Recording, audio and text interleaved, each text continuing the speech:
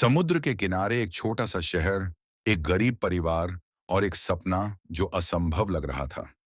एक बच्चा जो सुबह सुबह अखबार बेचता था, कभी भारत का राष्ट्रपति बनेगा, यह किसी ने नहीं सोचा था। यह कहानी है डॉ. APJ अब्दुल कलाम की, उस लड़के की जिसने आसमान छू लिया। अब्दुल पाकिर जैनुलाब्दीन अब्दुल कलाम का जन्म 1931 में रामेश्वरम में हुआ। उनके पिता नाव बनाते थे और मां गृहिणी थीं। परिवार गरीब था, लेकिन संस्कार और मूल्यों से भरपूर था। घर की आर्थिक स्थिति अच्छी नहीं थी, इसलिए कलाम ने बचपन में ही अखबार बेचने का काम शुरू कर दिया।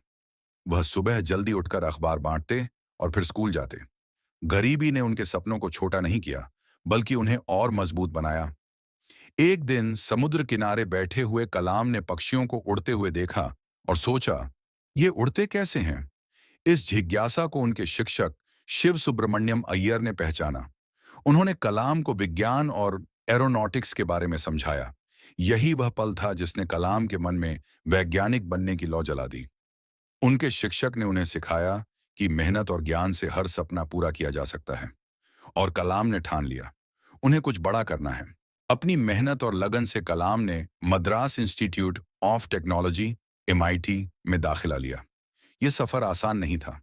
पैसे की तंगी थी, लेकिन उन्होंने कभी हार नहीं मानी। कड़ी मेहनत और लगन से वे एरोनॉटिकल इंजीनियर बन गए।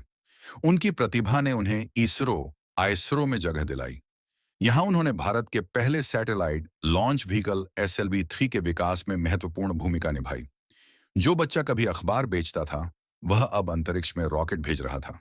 लेकिन सफलता का रास्ता कभी भी सीधा नहीं होता। कलाम को कई असफलताओं का सामना करना पड़ा।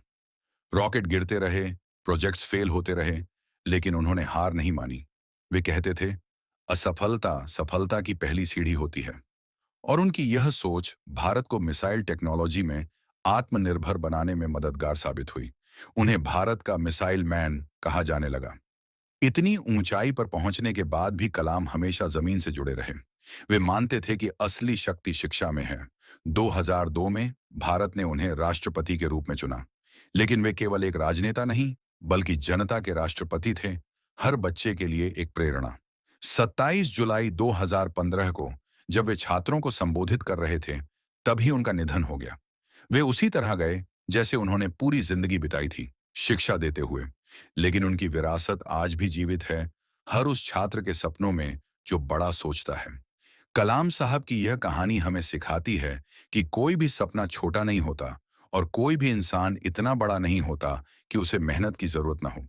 मेहनत करें, सपने देखें और कभी हार न मानें, क्योंकि एक दिन आप भी आसमान को छू सकते हैं। अगर यह कहानी आपको प्रेरित लगी, तो इसे उन लोगों के साथ साझा करें जिन्हें यह सुनने की जरूरत है।